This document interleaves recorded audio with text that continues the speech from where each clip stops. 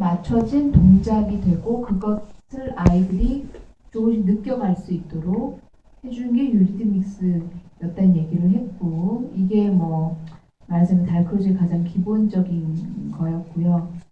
코다이 같은 경우는 워낙 코다이가 헝가리 사람이잖아요, 그죠? 그래서 당시에는 워낙 유럽에서는 음악적인 약소국이죠.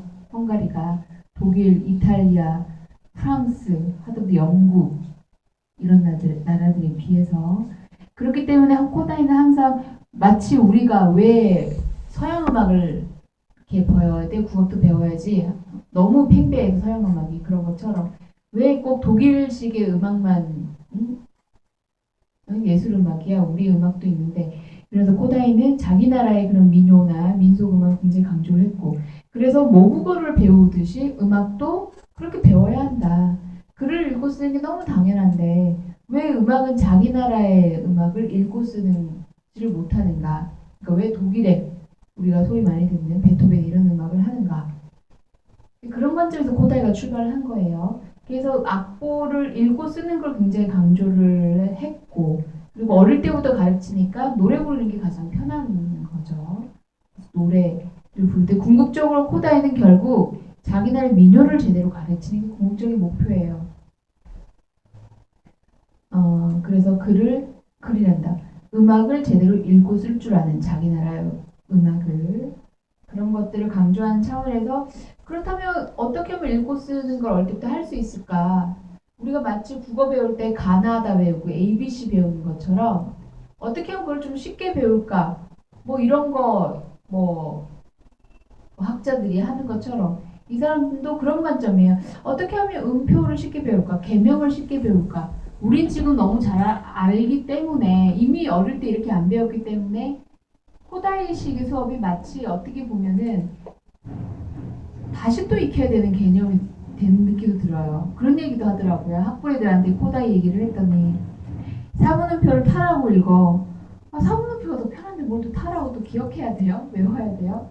손동작, 이동도법으로 손가락 기호하니까 솔이 이건지 미가 이건지 이게 더 헷갈려요. 솔미 뭐 솔이 더 두 칸 위에 있고 다 아는데 뭐 그런 식이에요.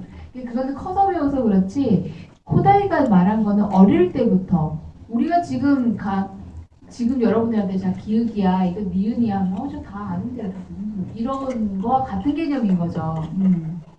그래서 우리는 선생님의 입장에서 배우는 거니까 저렇게 하는구나. 그래서 아주 어린아이들을 데리고 할 때는 저렇게 해볼 수도 있겠구나.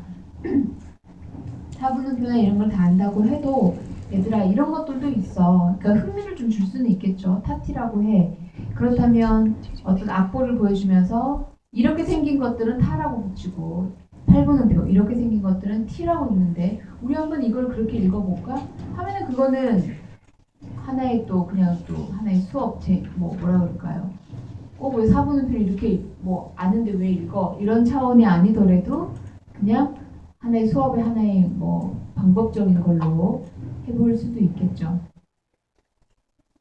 그래서 그런 관점에서 뭐 타티 이런 거를 했었고 이게 헝가리어로는 타티가 이제 뭐 편해서 이렇게 하는데 꼭 뭐 우리가 꼭 타티를 해야 하느냐? 왜 헝가리식의 그런 편한 발음을 우리가 해야 하느냐? 그럴 수도 있죠. 그래서 뭐 딴딴딴 우리 이렇게도 하잖아요, 그죠? 다만 저분이 워낙 유명해서 하는 거지. 그래서 코다이식으로 수업한다 이러면 꼭 타티가 안 들어가면 안 될 것 같아, 그죠? 음표를 읽어도 이거를 예를 들면 우리는 딴따 뭐 이렇게 하자 하면서 코다이가 아닌 것 같고 그런 것도 있는데 충분히 적용을 해서 응용을 해서 할 수도 있죠. 손 키워도 마찬가지. 원래 손이 뭐 도는 이렇고 레는 이렇고 하는데 왜 꼭 레가 난 지금도 솔직히 코다이 레가 이런지 아직도 나는 헷갈려요.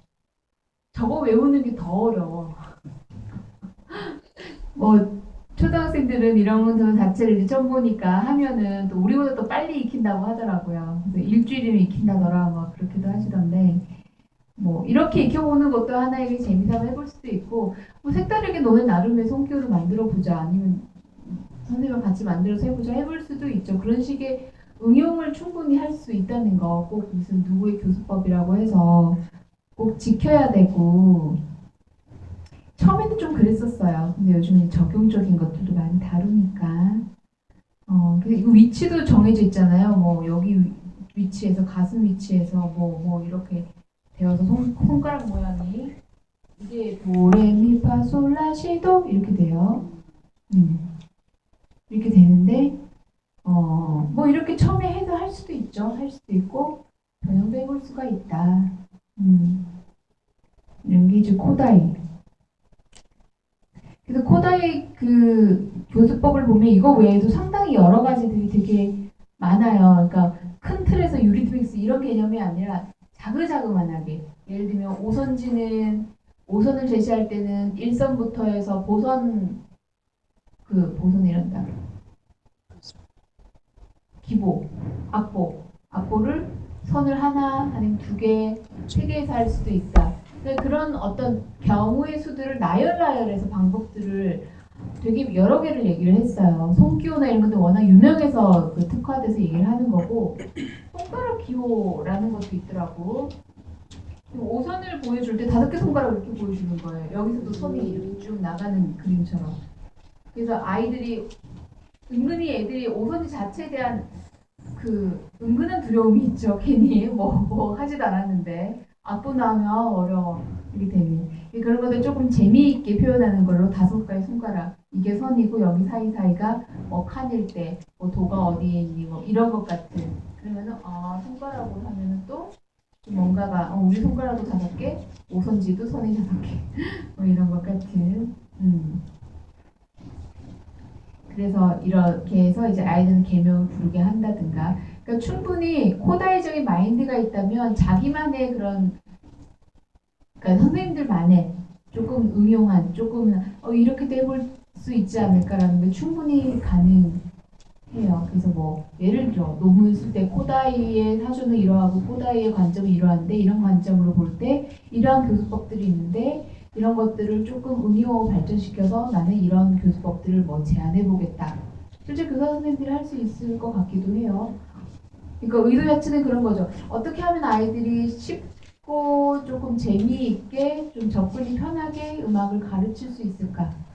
오선이라든가 기보라든가 뭐 악보를 읽는 거라든가 뭐 이런 것들 그런 관점에서 이분이 접근하신 거기 때문에 충분히 그런 철학적 배경을 갖고 있다면 뭐 다양하게 생각을 해볼 수도 있죠. 혹시 뭐 생각나시거나 아니면 혹시 내가 그냥 했던 방법들이 있는데 뭐 굳이 끌어붙이면 이 약간 코다이스럽나? 이런 생각 드시는 거 혹시 있으세요?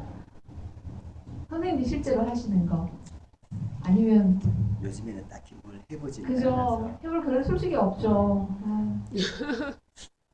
옛날 것 책들을 보면 이제 음악 하면서 여러 가지 그 자료를 직접 만들어진 게 없으니까 만들어서 그렇죠. 하실 때는 여러 가지 다양한 것들을 많이 썼는데 요즘에는 워낙 만들어진 것이 잘 나오다 보니까 그것들 많이 그대로 잘 갖다 안 쓰고 쓰죠.